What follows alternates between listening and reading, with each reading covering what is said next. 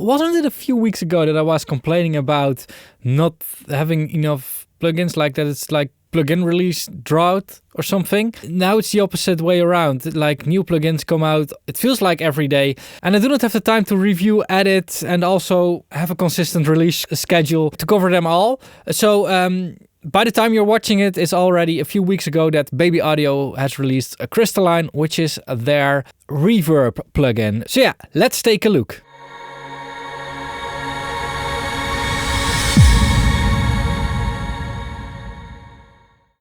Alright, Crystaline is the next generation algorithmic reverb. So it's not a convolution reverb. Whoa, that took me a long time. It's an algorithmic reverb, which are two completely different things. It costs $49. Normally it costs $99. Probably by the time that I release this video, it's $99. This is what it looks like. It looks very Baby Audio, which is a cool thing. Like, you can recognize Baby Audio plugins from a distance because of their clean user interfaces. This is, by the way, one of those user interfaces. I would love to see this in a analog 19-inch rack unit or something. It looks like something I want to touch. I really want to put my fingers on there. So when it comes to reverbs, I'm not particularly focused on how they sound. Like, reverbs have so much different sounds, so much different colors that you can make. I'm more focused on the controls. I hate traditional reverb control. I hate it. I just do not use the traditional lexicon stuff with that 26 pages of control of which you don't even know what it's doing. I like simplicity in reverbs, and even if they are a bit more complex, for instance, like the Pro R from FabFilter, the complexity is being brought to you in a simple way. This also looks like something like that, but we'll have to find that out, of course. I'm running the demo. Honestly, Casper, the owner of Baby Audio, did email me with a notification that they've released this plugin and asking me if I wanted to use an reviews license, an NFR. I always want to look at something from a user's perspective, so I don't want to have a specialized position when reviewing something. So I'm running the trial. You can do that as well, and the trial does have some cutout stuff or something. We'll see what happens. So yeah, this is it. Crystaline, and these are the controls. So I can. Is it random? Oh wait. Oh, okay. That's going to be a bit more difficult to make on an analog device, I think. Then you need to have a little touchscreen on which you can swipe. So, wait a second, this is pretty genius. It's as if it's a potentiometer, but it's not a potentiometer.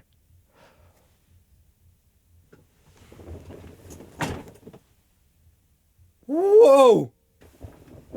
Baby Audio has just reinvented the potentiometer, and like the analog. I'm not going to do the unscrew trick again. Do I have something like literally the control knob? They've just reinvented a better knob for a digital user interface. Like, I still think that a knob or a fader is still the best. Am I going to unscrew a fader somewhere? No, I'm not going to take a fader out of the Neumann console. No, I'm not. You know what a fader is. You know how a fader works. I'm not going to. I did just take a fader out of, like, a slider or a knob are still the best user interfaces for analog gear. And that's just because analog gear is limited because it's made out of physical materials. And quite honestly, if we have a knob in a plugin, we are already using it as a fader because we can drag it up and down. However, it's not the most intelligent thing. Most of all, not in a plugin, because it's not giving real feedback. It's not really showing what we're doing. And this is, like, dragging it up and down, we were already doing that. But instead of doing a stupid knob turning left to right, we're now seeing what we're doing. This is apparently the size of the reflections. This is the sparkle. I'm out of breath. I'm getting old, I think. We've got sparkle, we've got width, we've got resolution. Like, it's also giving us a better idea of what we're actually doing. Of course, we have some sliders here. No problem with that. Dry wet slider. I mean, yeah, I know what that is. We've got something with the syncing and stuff. We've got cleanup, damping, sides, gate, tone, smoothing, transients. They've really outperformed themselves and the rest of the industry on the user interface, which also has a dark mode, by the way. So that's really cool if you are producing at night or something. Anyway, I'm going to use the light mode because I can. I'm going to run it on a drum track because I think drum tracks are really interesting when it comes to reverb. You can really hear what is going on because of the transients that are in there. The track is made by an artist called Sandstorm and the track is named Darude.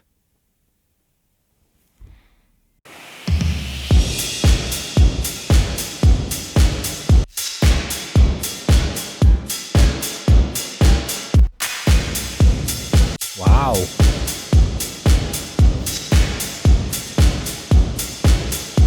Okay, where do we adjust the length then? Is that... Oh, so this is the length and we can sync it. Oh wait, it is already synced. We are syncing.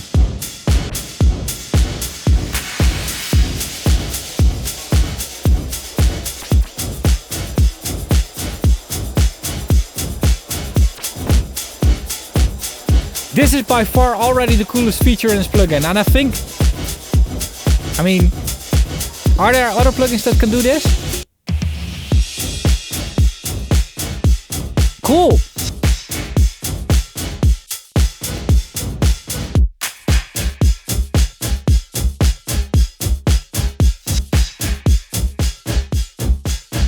Oh, this is, oh, cool.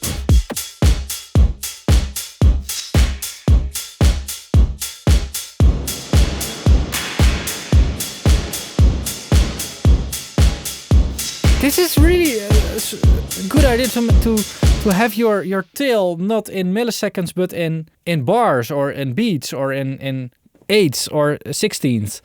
Really cool. Okay, what else do we have? Depth, pristine. Of course, I want to have pristine. Modulation. So that's the how variable it is, I think.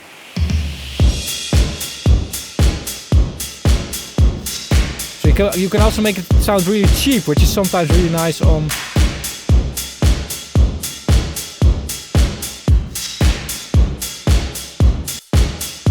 Really cool.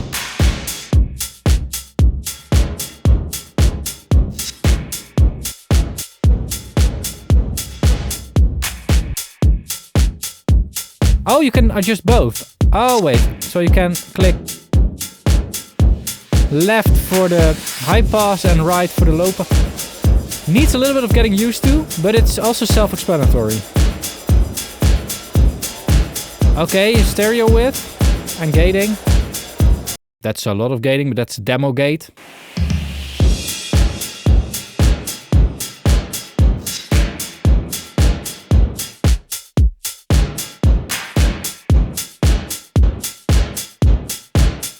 Wow!